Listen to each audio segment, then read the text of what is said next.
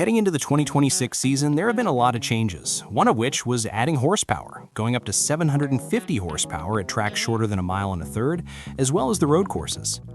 Horsepower has been a huge debate ever since NASCAR started cutting it in 2015, and the debate rages on about snapping back to higher horsepower. So before we get into both of these stories, go ahead and leave a like, subscribe to NASCAR Hub if you're a real NASCAR fan, because this channel is brand new and we're trying to hit our first 500 subscribers with people who genuinely love this sport. This was recently discussed by Mike Ford on the Holler Talk podcast, the VP of Race Communications for NASCAR, who said this quote, "We just felt that when you look at the mile-and-a-half races, I think everyone's in agreement that it's the best racing we have, so let's not fix what's not broken. We don't want to hurt something that we feel is pretty good." I think this is more of a 2027 situation. So what we have for the remainder of the year, we're going to stick with that. At the end of the season, we'll look at Darlington, Nashville, Gateway, and the short tracks and see how they raced and how the mile-and-a-halfs raced too. Because every single year the teams catch up to the car and fine-tune it, and that affects the racing. Now I'll say this, it's nice to hear somebody from NASCAR say, if it ain't broke, don't fix it. I do think that what he said was pretty interesting, and I also think that the groundswell for higher horsepower is only growing over time. Christopher Bell in particular has really been leading that charge. So let's look at what he said as well as the rationale behind it. Starting off with the fact that mile-and-a-half racing is the best in NASCAR, and I've got to say in the Cup Series I 100% agree. The racing at Kansas, Charlotte, and Homestead is unmatched right now. Hell, I'd even add Michigan to that in all honesty. But the teams are going to catch up.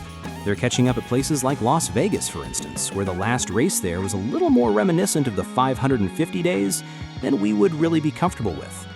And honestly, the more the package stays nearly the same or completely static, the closer the teams are going to get. And eventually they're going to reach a point where they're going fast, but they ain't racing well. It happens under every car, from the Gen 4 to the car of tomorrow to the Gen 6, and it's going to happen with the next gen at some point. Which is why I don't think they necessarily have to go full on and change everything right now. I still think the racing's going to be pretty good this year. I know Las Vegas left a lot to be desired, but that usually is the weakest of the mile-and-a-halfs in most years. But I do think that testing low downforce and 750 horsepower now is the move to make, because eventually you're going to have to start changing things. And when you look at having more horsepower, you would have more off-throttle time, which would stand in stark contrast to the direction Las Vegas seemed to go, more like the 550 era, where they were in the gas for sometimes entire laps, if not just blipping out of it for a little bit. And I don't want to go back to that, I'm sorry. I would rather deal with a few more aero problems at a faster speed than go back to 550 where you can't pass at all. He also said the 2027 line, that they're basically just going to stick with what they have this year. This is normal. I know a lot of people were wondering why they can't do it this year and were getting a little antsy about it, but this has been the way NASCAR has done it. The precedent has been set. They don't do horsepower changes in the middle of the season. I can't really think of any off the top of my head since I've started watching, and it's been over 20 years, so I don't know why people on either side are freaking out about it. I get those who don't want to change things. It's not changing this year. I get those who want more horsepower. We're not going to get it this year. We've never done that before. I think the more interesting part is him saying that at the end of the year, they'll look at Darlington, Nashville, Gateway, and the short tracks. Now, the talk of reacting to how fans reacted Darlington kind of worries me, because I think the racing was honestly pretty good. I said it on my post-race stream, but there's a large number of vocal fans who are not a fan of Darlington, who said it was boring. And in my opinion, they're wrong. I'm sorry, you're wrong. I thought that was great racing. What worries me isn't necessarily that a vocal minority, maybe around 25% of people, didn't like it. My worry is that NASCAR likes to listen to social media a lot when making decisions. They are a very social media reactive sport in a lot of respects, or at least their decision-making has left that impression on a lot of people.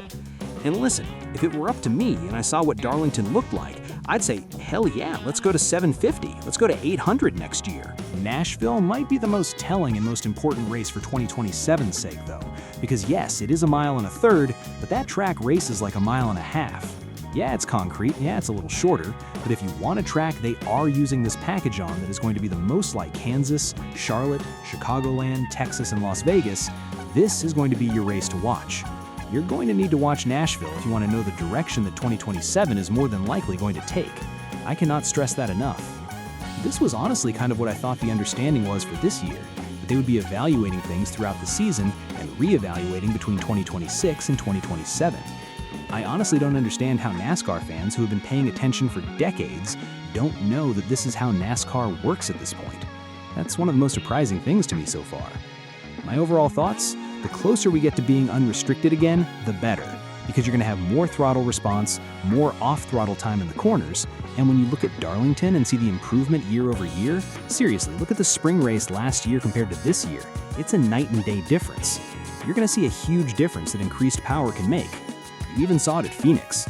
Fox did a great job showing the large difference in off-throttle time from the 2025 race to this year's race. Some of the talk I've noticed has been about fans having rose-colored glasses looking back at intermediate racing in the 2010s and why we need to stick with lower horsepower. And to that I say, I get it, but we didn't improve with lower horsepower until the next gen. That was a huge difference. The Gen 6 sucked in this regard. But maybe the next gen is different. They haven't fully explained why, or maybe don't fully understand why, but it works. It works with this car. Goodyear has also been more open to tire wear now, which is much different from what they were doing with the Gen 6, bringing tires that could never wear to the track. So I don't want people who disliked 2018's intermediate racing to get too worked up over this, because it's been a long time since then, a lot has changed, and things have gotten way better than that.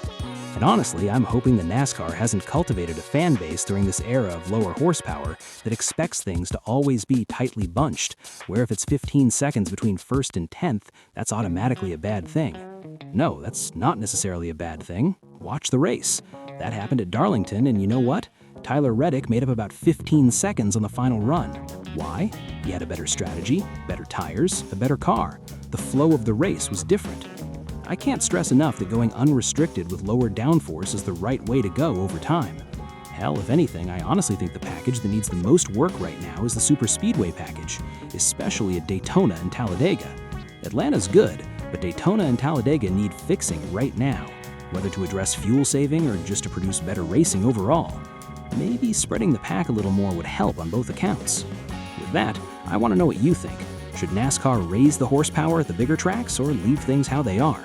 Let me know down in the comments below, because honestly, I can understand both sides of it. While you're at it, leave a like on this video, share it, and subscribe to NASCAR Hub for more great NASCAR content. Thank you so much to all my channel members for your continued support. Be sure to check out NASCAR Hub tonight. We're going to talk all about Darlington and so much more. Until then, have a good one.